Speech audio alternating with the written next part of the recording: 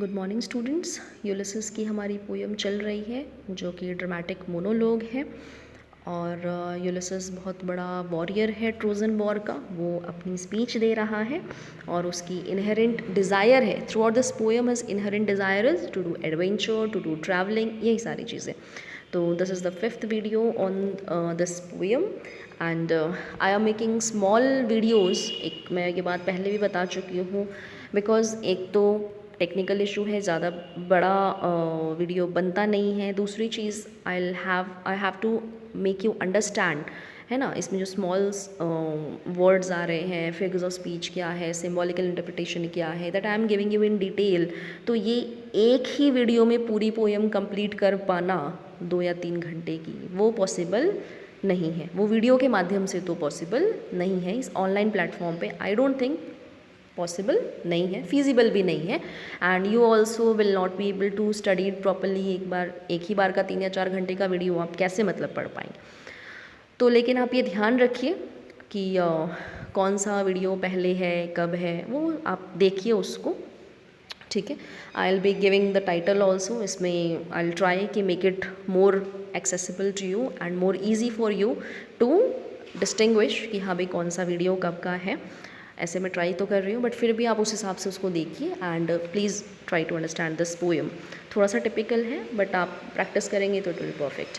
तो अभी का जो है हमारा, हम सेकेंड स्टैंजा कर रहे हैं, तो उसके अंदर will be dealing with the lines 19 to 24, ठीक है। यहाँ पे यूलिसिस कहता है, yet all experience is an arc wherethrough gleams that untravelled world whose margin forever and forever when I move. How dull it is to pause to make an end, to rust unburnished, not to shine in use, as though to breathe were life. Ulysses here justifies his desire, his wish to keep traveling and living a life of adventure. He uses metaphor. Metaphor का प्रयोग करता है and compares experience to arch. Arch का मतलब circle का हिस्सा, ठीक है। सीधा सा हम बात कर सकते हैं सर्कल का हिस्सा, या फिर अब कोई आर्किटेक्चरल फॉर्मेशन करते हैं, कोई बिल्डिंग बनाते हैं तो उसके ऊपरी जो सतह होती है, ऊपरी हिस्सा होता है जो हम अर्धचंद्राकार रूप में बनाते हैं, उसको आर्क कहते हैं। He says that all his experience till now of traveling is an arc, and the untraveled world is shining or gleaming at him through that arc. All he has to do is to walk or travel the untraveled world through that arc. अब Ulysses यहाँ क्या कहता है? Yet all experience is an arc. Ulysses यहाँ अपने अब तक के दुनिया को घूमने के अनुभवों, उसके दुनिया के अब तक जो उसने दुनिया को देखा है, जो कार्य किया, उसके अनुभव की बातें ही चल रही है। वो अपने अनुभव की बातों को बता रहे हैं। तो अब तक का उसका जो दुनिया घूमने का या दुनिया में जो भी काम उसने किया, जो अनुभव उसने गेन किया, वो अब तक का उसका अनुभव क्या है? वो आर्क है। वो उसको क्या कर रहा है? आर्क की संज्ञा दे रहा है, मेटाफोर, ठीक है। वो यहाँ पे उसको आर्क की संज्ञा देता है, जिसको हिंदी में हम मेहराब भी कहते हैं। इसमें मैं आपको एक्सप्लेन कर चुकी हूँ आर्क क्या है, कि कोई भी भवन का ऊपरी अर्धचंद्राकार हिस्सा। तो अपने अब तक के अनुभवों को वो आर्क की संज्ञा देता है। और जो अनदेखी दुनिया है, जो अब तक उसने ट्रैवल नहीं की है, जिसको कि ट्रैवल करने की वो इच्छा रखता है, जो एडवेंचर करने की वो इच्छा रखता है, जो अनदेखी दुनिया है, उसको वह रोशनी के रूप में बोलता है, ठीक है। एक पिक्चर यहाँ पे यूलिसिस जो है वो आपको एक पिक्टोरियल रिप्रेजेंटेशन कर रहा है ना। कि आप मतलब छाया प्रति जिसको बोलेंगे, कि आप मन में ये इमेजिन कर सको इन चीज़ों को, एक पिक्चर सेटिंग प्रस्तुत करता है। तो यहाँ पे कहता है कि जो उसकी अब तक की देखी हुई दुनिया है वो एक आर्क के रूप में है, और जो अनदेखी दुनिया है वह रोशनी के रूप में उसके अनुभवों से बने आर्क के द्वारा वहाँ से निकल कर के आ रही है, ठीक है।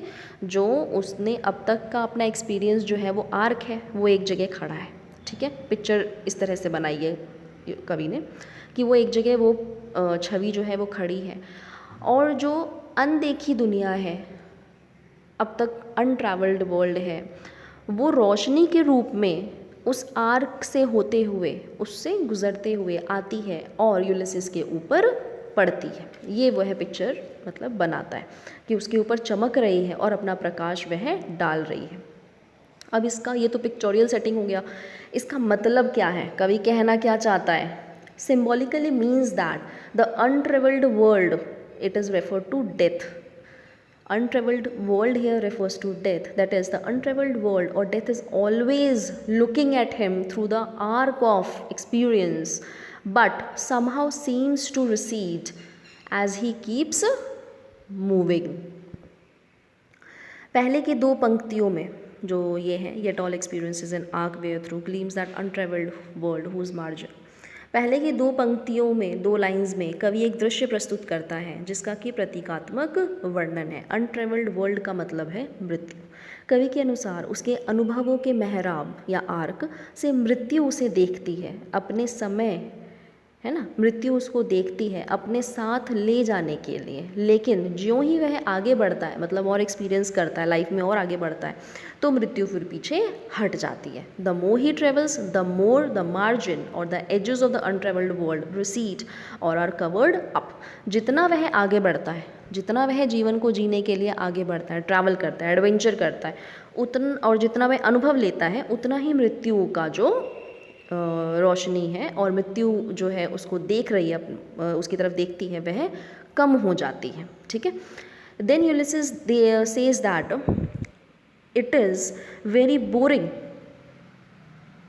टू स्टॉप, टू पॉज और just let our lives gets passed without doing any work of value, because for Ulysses life is more than just about breathing, and it is about adventure. Life is about adventure, it is not just about to breathe.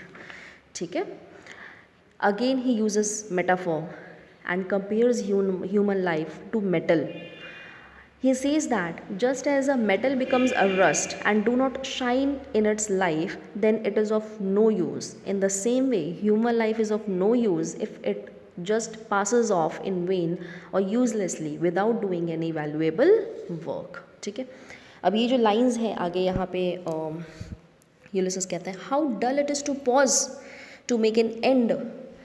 ये कितना बोरियत भरा है कि रुक जाना, जीवन में रुक जाना, टू मेक एन एंड, अपना जो जीवन में आप नॉलेज लेना चाहते हो, है ना, अपनी आकांक्षाओं को पूरा करना चाहते हो, सपने देखना चाहते हो, उन सपनों को पूरा करने की इच्छा रखते हो, वो काम करने चाहते हो, उस पर मतलब विराम लगा देना। जब आप ये सारी चीज़ें ख़त्म कर देते हो कि नहीं अब तो कोई सपने ही नहीं है, अब कोई इच्छाएँ नहीं है, बस ठीक है लाइफ जब तक है चल रही है, इस तरह की सोच जब आपके अंदर आ जाती है तो कितना मतलब ये बोरिंग है, कितना डल, कितना नीरस भरा है। ठीक है, कवि ये बात कहता है। अब आगे इसी को और एक्सप्लेन करते हुए वो क्या करता है, मेटाफोर का ही प्रयोग करता है, एग्जाम्पल देता है और कहता है, to rust unburnished not to shine in use as though to breathe were life, to rust unburnished. अब कवि क्या कहता है कि जिस प्रकार कोई मेटल कोई वस्तु, जैसे लोहे की वस्तु या किसी भी चीज़ का कोई एलिमेंट हो गया, कोई मेटल है, तो जिस प्रकार आप उस पर जंग लग जाता है, कोई लोहे की चीज़ है मान लीजिए, वो जब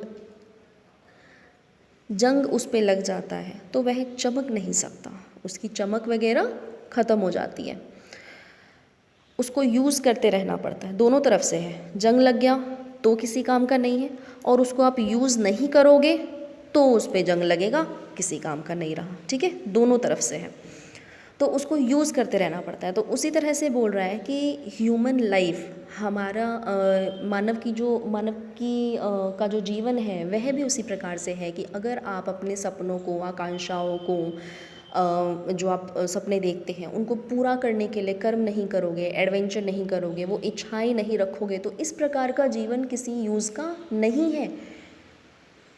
कि ऐसा कैसा जीवन जो बिना मतलब आपने सिर्फ यूं ही गवा दिया, कोई आपने वैल्यूएबल कोई काम नहीं किया अपने समाज के लिए, कोई घर वर के लिए या अपना ही नाम करने के लिए, देश के लिए कोई आपने वैल्यूएबल कोई कर्म नहीं किया, तो इस प्रकार का जीवन बिल्कुल क्या है, व्यर्थ है, एकदम अर्थहीन है। फिर कवि कहता है एज दो टू ब्रीथ व लाइफ, कि इस प्रकार का जीवन कौन लोग जीते हैं, अकर्मणता का जीवन कौन लोग जीते हैं, जो सिर्फ ये सोचते हैं कि सिर्फ सांस लेना जीवन है। क्योंकि कवि के अनुसार सिर्फ सांस लेना, अगर हम सांस ले रहे हैं तो वो जीवन नहीं है, क्योंकि वो तो जानवर भी कर रहे हैं ना, वो बाकी सारे पक्षी वक्षी या छोटे से छोटा कीड़ा भी जो है इस धरती पर जो भी है वो भी ये प्रोसेस कर रहा है, सांस लेना है ना, इस तरह का ब्रीदिंग का जो प्रोसेस है वो भी कर रहे हैं। लेकिन ह्यूमन लाइफ का मतलब ये नहीं है कि सिर्फ सांस लेते हैं, अपना खाना खा रहे हैं, सो जा रहे हैं, फिर सुबह उठ के वही काम कर रहे हैं, ये जीवन नहीं है। जब तक कि आप कुछ कठोर श्रम नहीं करो, मेहनत नहीं करो, है ना, और सपने नहीं देखो, उसको पूरा करने के लिए हार्ड वर्क नहीं करो, तो असली में वो जीवन है। तो ये जो लाइंस हैं लास्ट की, ये प्रोवर्बियल लाइंस भी हैं, ठीक है। As an example these lines are quoted, तो these are important for your explanation point of view, stanzas में आ सकता है ये। So I hope you all have understood this. Thank you, till the next part.